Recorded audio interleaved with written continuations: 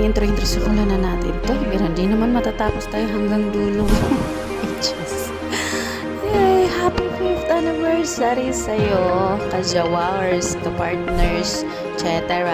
Kaaway, ganun. Nagpapasalamat ako sa pagiging ama ng mga anak ko. Pagiging responsible na partner sa buhay ko, sa napaka-supportive, lalong-lalo na kapag wala akong puhunan sa sukal, nandyan ka, binibigyan mo ako lagi kahit hindi ko hinihingi. Tapos kapag ka may gusto kong bilhin, go ka, for the go ka lagi, kahit na wala akong pera. Char.